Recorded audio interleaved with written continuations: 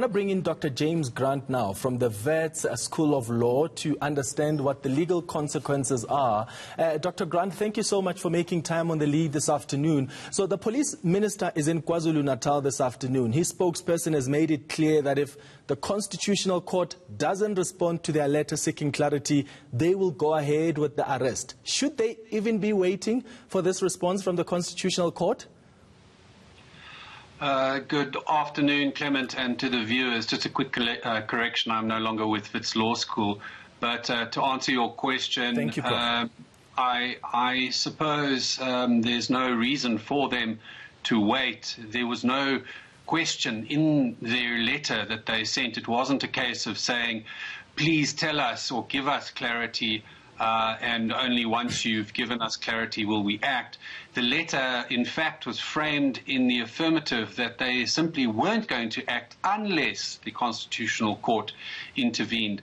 Putting it that way, one would expect that there's no reason for them to hold back, but then common sense should prevail. My sense or understanding is that the police may be met with some resistance, and it seems sensible to hold off as long as possible. Yeah, and we'll get to what else they can do later on. But I want to stay with that letter that the police minister, through the state attorney, wrote to the Constitutional Court. That decision, what do you make of it? Because they could have filed an application, right? But the letter came across as if they are informing the court what they will do, right, as the minister and commissioner, saying they will put the action expected from them to effect that arrest in abeyance pending the finalization of court applications. Advocate Thembeka Ngcukaitobi described that letter yesterday in court as nonsensical. I would agree with him, certainly as to its tone, where it failed to ask for clarity. And one should expect from that in fact, the minister and the commissioner both understood the position and that there was no real question as to clarity. I think the best that can be made of that letter is to criticize its tone and to lament the fact that it didn't raise any valid basis for it to be confused. So the stay of execution execution in this case was heard yesterday. Judgment is on Friday.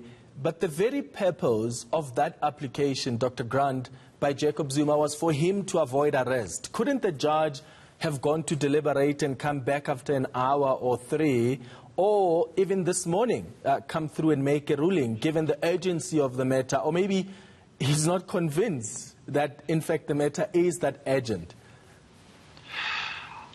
Let me say,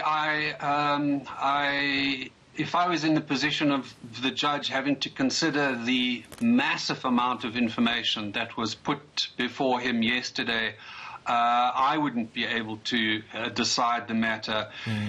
No matter whether there's validity to any of the arguments that were put forward by Jacob Zuma, and certainly most of the arguments were made on his behalf, certainly about 5 or 6 hours worth of information, which in order to answer, to give a valid verdict, one needs to check the sources and check the arguments to be able to either accept or reject them. And while it's quite true that the other parties, including the Commission's advocate, didn't take as much time and was far more succinct, even if the judgment is going to be accepted, which would be the easiest path for the judge to take, he would have to have checked that those arguments are indeed valid. I just don't think there was time. There's, in fact, getting back to us in 2 days' time is going to put that judge, in my view, under tremendous strain. Yeah, interesting. Advocate Dalimpofu made an argument yesterday asking, what if the former president gets arrested now and then later he has to be released because the Concord then rescinds its imprisonment order, if that's how it will go?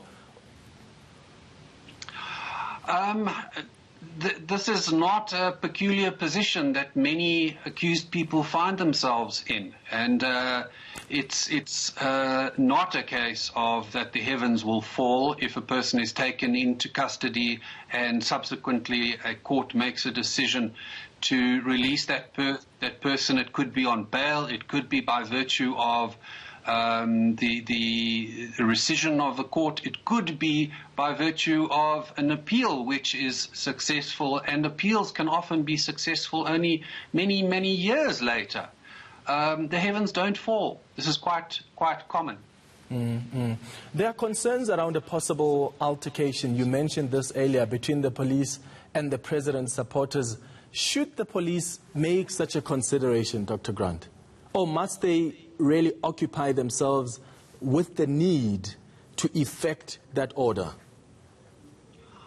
I think that they do have to take account of whether their conduct will cause loss of life, because I don't believe that in the circumstances the arrest of Mr. Zuma would simply be overriding and would permit them to use absolutely any force necessary. Certainly that's not the case in effecting an ordinary arrest. There have to be very, very special circumstances before police can resort to lethal force in effecting an arrest, and I expect that the same considerations must apply here, that the police must act with the greatest caution and with a degree of appreciating the balance of rights that are in question here. Ultimately, we're looking at somebody who's to be arrested to spend time for a contempt conviction, and I certainly don't believe it would be appropriate for them to go in with the use of lethal force. All right. Thank you so much for your analysis, Dr. Grant. I really appreciate it. Dr. James Grant is an advocate of the High Court.